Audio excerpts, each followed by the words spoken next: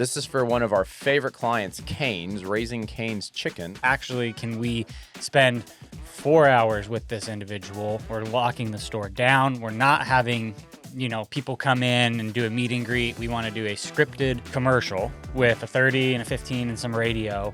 And we want it to be a little bit elevated in concept. We were shooting on Zeiss glass, and that creates a whole nother realm of things to mess up on with focus. Founded in 1999 by Jason Burks, Retrospec Films is Oklahoma's largest turnkey production company of its kind. With a full-time team of over 20 talented individuals, a 12,000 square foot studio to create in, and a resume that spans some of the world's largest brands, if you love learning about filmmaking and storytelling, you've come to the right place. On each episode, we discuss the pursuit of creating things and the problems we solve by digging up projects from the last 20 years, giving you a glimpse behind the scenes where the magic happens. You're listening to Retrospec Films from the archives.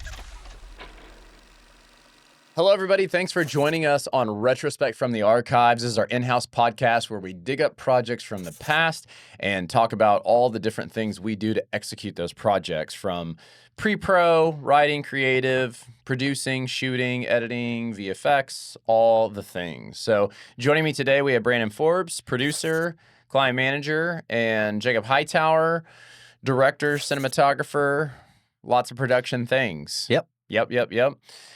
So we're going to talk today about a project that is real recent. In fact, I guess by the time this podcast goes live, this commercial will probably be airing nationally, but at the moment, it's just now finishing off. And this is for one of our favorite clients, Cane's, Raising Cane's Chicken, which if you like chicken fingers, I bet you've eaten at Raising Cane's. Yes. Love it. So we've been doing a lot of projects for them the last few years, and actually some of the first projects I did for them was 15, 16, 17 years ago, and have had a long relationship with them and working with the same people, which is awesome. That's probably what I like the most. Granted, the founder is the same and will probably always be the same, but then some of the people on the marketing team as well, which has been incredible. So today, we're going to talk about a recent commercial we did. So Brandon, I want to throw it to you. Obviously, you spend your time talking to Raising Cane's, dealing with the aspects of can we do this, can't we do this? They have a lot of needs generally. So thinking about schedule. And then once we get through the schedule conversation of we can do this to the, okay, let's do this. So let's talk a little bit about this project. Yeah. So this one was right after we came back from Christmas break, which was nice because, we come back and usually sometimes the first of the year, you're just kind of like, all right, what are we going to do? Is there anything exciting? And then this one was like, hey, can you do this? And this wasn't a normal activation, is probably 80% of the stuff that we do for Cane's, which is, hey, this person, athlete, singer, artist, famous individual is going to be at this store. They have an hour and a half. There's some scripted stuff, some social. We just want to film for an hour and a half and make a bunch of content. Can you help us? And we usually, yep, we'll do it. We'll go. And this one was actually, can we spend 4 hours with this individual? We're locking the store down. We're not having, people come in and do a meet and greet. We want to do a scripted commercial with a 30 and a 15 and some radio. And we want it to be a little bit elevated in concept. And, it's some visual effects that we wouldn't normally have time to do when we're trying to output something literally 2 hours after we shoot it. Yeah. And so it was kind of nice because we were like, this is awesome. There's not going to be the mad rush the moment we're done filming, making sure that the footage is uploading on our monitors and the editor's back here and our editor on site. It's just, no, we can focus on really making this awesome, but still with some kind of stipulations where it's still an artist that has only given us 4 hours, which is fine. They're busy. They got stuff to do. And then you've got, Cane's and the record label that are trying to kind of elevate the creative overall. And so we got that email and we looked at the spots. There was 2 versions. And I think you kind of had some info and feedback when they were asking on which ones we thought would be best executable in that amount of time. And we were like, yeah, let's do it. And so we, went to Nashville, spent 4 hours with, have we said her name yet? We have not said her name. Okay. I'm assuming we're allowed to say her name. Yeah. I mean, I think, why don't we watch the spot? Because why not? And then we can keep talking about it. So this commercial was with Megan Moroney. She was the I think, new artist of the year at the CMAs in 2024. Yeah. And then she's got a very blossoming career right now. So let's check this spot out. You know that feeling when everything just clicks? Good music and craveable chicken fingers? That's Cloud9 to me. Hey, Megan. It's the feeling behind my new album. And honestly, it's the same feeling I get every time I stop at Raising Cane's. Cooked to order chicken fingers, crispy fries, cane sauce, simple, real, and always hits. So grab your go-to order, check out my new album, and come join me on Cloud9. Raising Cane's Chicken Fingers. One love. So fun spot. You can see a lot of work went into that. And honestly, I would say proud that we pulled that off in 4 hours. So Yeah. Brandon, you can go ahead and continue. We're just chatting a little bit about the pre-pro. Yeah. So, I mean, biggest hurdles on this was, one, trying to source crew in a city that we're traveling to, because this is not something where we could just use like 1 or 2 lights and just get away with it because we're moving quick. This is like a commercial shoot. And we were even kind of told, she had done a shoot with Cane's previously, and it had been with, I think, another production company that they had used at the time. Cane's has so many things going on all the time. I mean, they're constantly going. And so we help when we can, but if we can't, then they'll, use other resources. And so they use this other company. It was kind of a little bit of a cluster. And so they kind of warned us, and we're like, hey, they're going to want this to be a little bit more buttoned up than it was with their last experience. Just keep that in mind. And so we're like, okay, how can we make this as professional as possible, but also still execute this without, we went through options of like, do we get a trailer and put it out, try to block off a street, because it's on Main Street in Nashville, like downtown. You got to get permits, you got to do that. But then when you get a trailer, you got all these issues of, okay, well, now it's cold and it's windy. Every time she goes out to go to her trailer in between takes, her hair's going to get messed up. And there's all these just different things that if you had a full day or two to shoot one thing, you'd be like, yeah, it's fine. But like, no, we only have 4 hours. And so we're thinking, how can we pre-light all the scenes? And so we went the day before, scouted everything, found a local gaffer who had the most hilarious set up with everything in his van, and he had everything we needed. It was perfect. It was quite impressive. It was that very impressive. Everything fit into that minivan. It was incredible. He did great. We had to figure out ahead of time where we were going to shoot this. You pre-shot everything on your phone. I did. That scout day with one of the Cane's employees, edited it, sent it to Cane's for their approval, had that ready kind of in like our pre-pro meeting. One of the biggest things with this, though, was the album is called Cloud9. And so what they wanted was her to essentially be walking into this Cane's as if this Cane's lived in this little Cloud9 universe. And so we're not in Cloud9, we're on Main Street, Nashville. And so you're stuck with looking out windows, and all you see is other buildings and people walking. I mean, that's a very busy street. Very and busy, so yeah. Oh, yeah. they want, we went through all can we do 2D, 2.5D on these clouds that they want? And we eventually were like, no, like we're going to have to try to do this as practical as possible. And we'll do a couple plates without it. And so we're finding these kind of smoke bombs that you can normally get really easily around 4th of July because they're considered fireworks, but we're trying to get them within a week notice. You can't fly with them, so we can't fly them here and travel. So I'm calling fireworks stands in Nashville that somehow are open, trying to pay to overnight fireworks from other companies. And so we had a bunch of different things. We got them there. We got our gaffer. We got everything set. And then we pretty much just had our schedule. Here's what we're doing. It was about every 15 minutes there was something going on, whether it was part of the crew's pre-lighting, part of the crew is filming, we're moving, giving Megan a second in between takes, because, with people that are a little bit more on the celebrity level, you don't want to wear them out. And so just a lot of moving parts going into the shoot day. But I mean, I think everything went really smooth, and I think that means that we just did enough pre-pro to make sure that they seemed like we knew what they wanted and that we were taking care of them, and everything was done with intention. Yeah. So, Jacob, let me toss to you, and then maybe I'll chat a little bit about directing and creative. So let's talk a little bit about gear.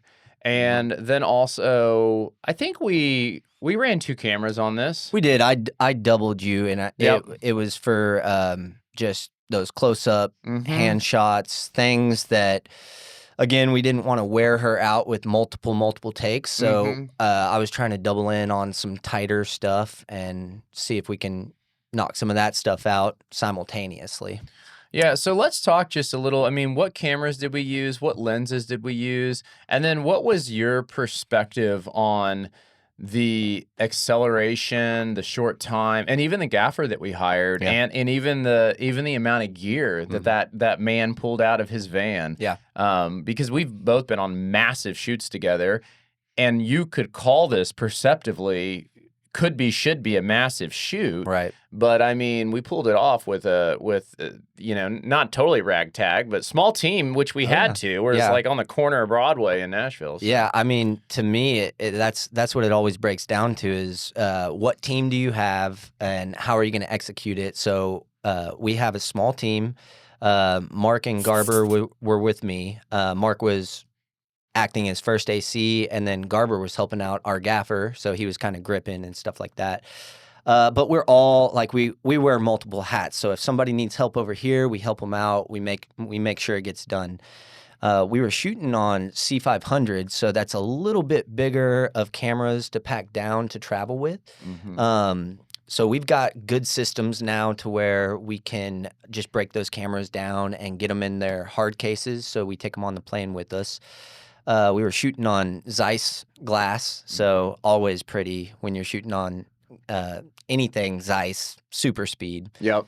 You know, and that creates a whole nother realm of things to mess up on with focus, you know? So if you're shooting at 1.4 on these Zeiss, you know, you have a very, very, just a very small window of focus. So, you know, all these things go into account, but I think it's just the way we operate and like kind of like we can almost like just look at each other with a head nod, you and I, and just be like, yeah, did you get that? You know, like we almost have this unspoken communication that we can do.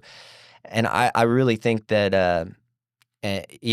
I forgot there was also a sound guy on set that we don't normally have, right? Joel. Oh, yeah. We did bring Joel. So, yeah, and we often forget about sound people, right? But that's half of the battle. That's half of the half of the commercial. And Joel coming with us and being able to get all of the sound squared away and plug it into the cameras and making sure that we're actually tracking proper sound was game changer for us because we don't have time for and we normally freelance out for that, and you're flipping a coin most of the time when you get a freelance sound 50-50. Anybody really, but sound is one of those things that's like it can really mess up everything. So having Joel, that just built everybody else's confidence up to do their job, and man, it was everything to have sound on board. So yeah, I will chime in on that because even though I don't want to make it sound like Retrospec's incompetent at anything that we do, you know, we have historically, I mean, I have worked with sound people my entire career. And at this point, we're going on 25 plus years of working with freelance sound guys. And I like people, and I like lots of those sound guys, but I could talk for hours and hours and hours upon projects that were ruined, projects that were delayed, projects that fell apart because something was wrong with the sound. Right. So I have like extreme trauma and PTSD when it comes to sound. And because of that, at Retrospec, we've almost gotten to where I'm like, no, our camera operators, we manage our own sound. We have the headphones on. We're looking at the meters on the camera. And luckily, with some of the advancements in technology, I think like the 2.4 coming around for 90% of our projects has taken care of that need. But the reality is you can still have problems. And when you're working with like A-list or B-list talent, you really can't have a sound mistake. Like you sometimes don't get a take two. And so we made the investment to finally get all of our own high-level, legit sound gear. But again, at the reality of someone that works at Retrospec full time needs to be passionate about learning this and giving me the 110% certainty I can make it work, which is a lot, you know, and putting that on Joel and Kyle, some of the guys that were passionate about it. I'm still very negative about it because I'm like, guys, the reality is like, this has ruined projects. Like $100,000 projects have gone in the trash because a sound guy forgot to hit a button. And that's a real thing. And so I won't allow that to happen in a Retrospec production. But it was really nice because in all absolute reality, the first time in my entire career ever that a sound guy was even hired on set and did not create issues for me. I mean, first time in all of history, and Good the job, sound Joel. was really good. So that's a really big deal. So I want to chase some of those thoughts just a little bit about a little more in depth on the creative. You know, it was interesting because I will say back to what Brandon was talking about, when this creative was come up with, there was still a lot of subjection. It was like, what could this be? And you know, I quickly went to this was all paralleled with an album launch, which is called Cloud9, like you brought up. And you look at the artwork and you see Megan Moroney, and she's like obviously in a cloud in heaven with very specific artwork. And for me, I'm like, if this is launching nationally, paralleling that, is there any possible way that we can't just be spot on brand to mirror that? It's like, no, we have to be. Like we work for a lot of big ad agencies. I understand the intention that goes into all the details. So then it was like, she has to be walking from the space that her photo was taken in Cloud9 world into Canes. And so then we started kind of coming up with this theory of like, okay, well, that cloud's here, and if you just walk right over there, there's a Canes right over there on another cloud in Cloud9. and I think that really helped everyone comprehend visually what we were trying to achieve.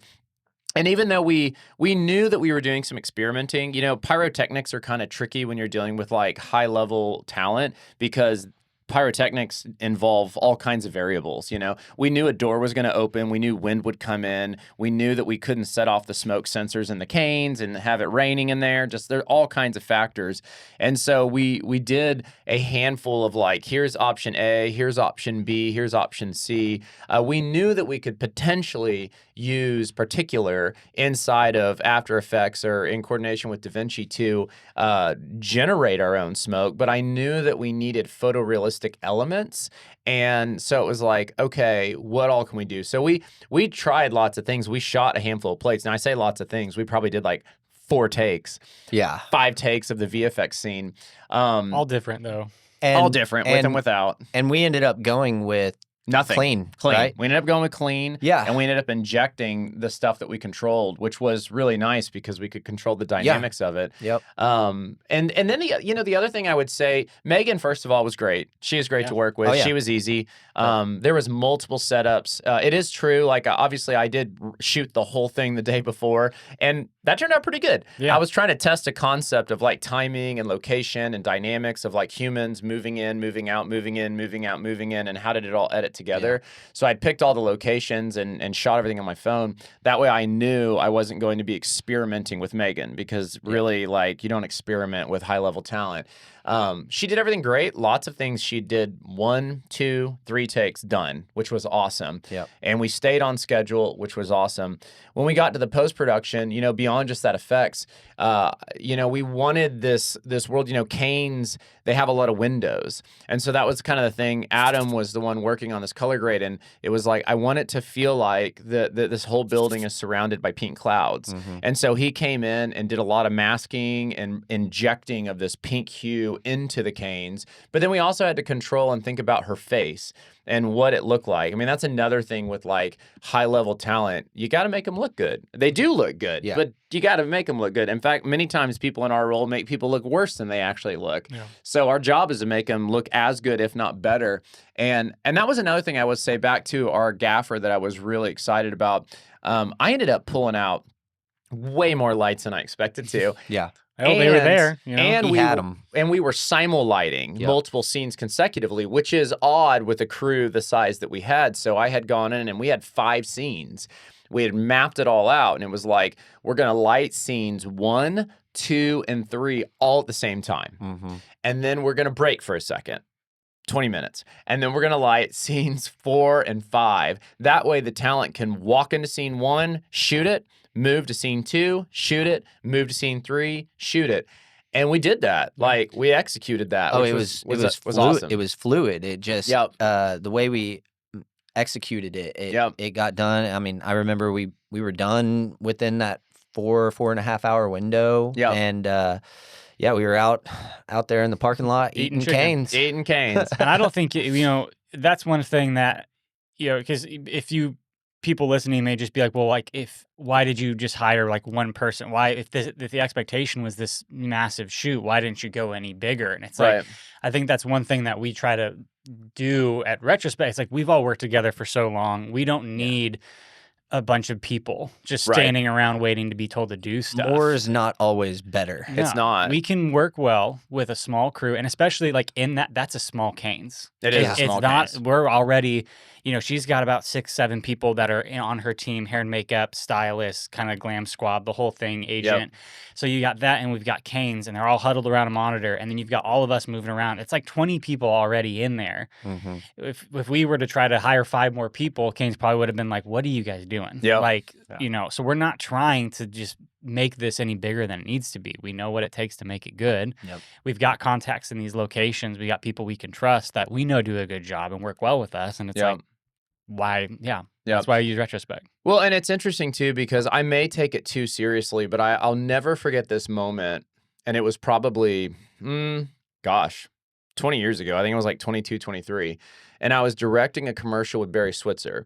And this was kind of back when he was like right on the backside of like his Dallas Cowboys coaching and his OU and all that stuff. And I was using a giant RE geared head. And I had the geared head on a slider, which is kind of ridiculous. And like trying to run a geared head and move my body and frame him on a prime that was open to 1.4 with my AC on a monitor with a follow focus and all this stuff. And it's already hard to direct and DP and camera operate all at the same time. Anyways, I've always been like that, which I'm starting to think maybe I don't have to do that as much. But anyways, I'll never forget it because I did one take and I feel like I framed decent, but not great. Like I was like, oh, I didn't frame it right. And I said, action, and he threw the line, and then I was like, cut. And I remember, as a DP, you always think this was, okay, I need to do this better next time, right? And Barry goes, oh, man, that's the best take you're ever going to get out of me. And he walked off. Oh, man, oh, man. And he left. Learned a lesson that day, yeah? And he kept walking. Oh, no. And you're like, oh, no, he's actually, he's done. He loved that take, and that's his take. And I never forgot. Now, I love Barry. I've worked with him a ton, so no shame on him. But I just remember thinking, don't overcomplicate the high-level celebrity cinematography moves. Yeah. And that's why, again, like even this one, it was like handheld is good, double camera is good. Mm-hmm. Let's not exhaust the talent, and and back to what you were saying with small crew. Have a team that you absolutely trust your life with. Mm-hmm. Because even, not to get into economics, but this day and age, like if you want to survive in any industry, you can't make big mistakes. Mm-hmm. You won't get hired again, And so, I it's nice feeling a level of competency at this point in my career where I'm like, yes, like we can shoot with any level of talent at any scale, and we can actually bring something to the table that doesn't have any wild cards in it. Because nothing against freelancers, but freelancers are wild cards. That's what they are. Like you've not worked with them much, or maybe you have, but you don't know. Yeah, so they're not on your payroll. So they're not. So Yep. But in the end, I mean, I think this commercial turned out incredible. I was really happy with it. They've been really happy with it. I don't know if have we gotten full feedback from the record label yet? They approved it as of yesterday. And so awesome. I'm packaging up the stuff, and I will probably send the email here like right after this podcast. That's awesome. So it's her song is playing in the background, yeah? Yeah. Yes, Okay. and the album will release with the commercial. So this commercial will run nationally, and then the album releases. That's cool. And no, it's really exciting to be a part of. I always love these opportunities, and we certainly appreciate Kane so much. Yeah. And so. final shout out to Chris, who did all the visual effects with the masking and the cloud creation and all of that. He did a really, really good job. I know that was not easy. No, and also I think it was my instinctive last minute decision, but I am really glad I threw the camera on a tripod. Oh my God, yeah. Yeah. The guys told me they're like, no, it's fine, we can track it. And I just thought of all the things that we have to deal with, like this shot can be on a tripod with all the effects. We can add a shake and we can post add if a shake need and to. post. So, Yeah. I mean, not that it mattered. I'm sure I could have gone handheld, but it was funny when we got done. I was like, okay, I feel that much better knowing That that was a good one difficult opening shot is on a tripod. Yep. All right, well, we appreciate you guys joining us today. Hopefully you've enjoyed learning a little bit about this really cool spot we did with Megan Moroney and Canes. If you find interest in learning more about random things that we have done, we have over, I think, 50, 60 episodes in our season 1 and a dozen or more that are going on right now. So you can find them all on our website, retrospecfilms.com, and we'll see you on the next episode. Bye. See ya.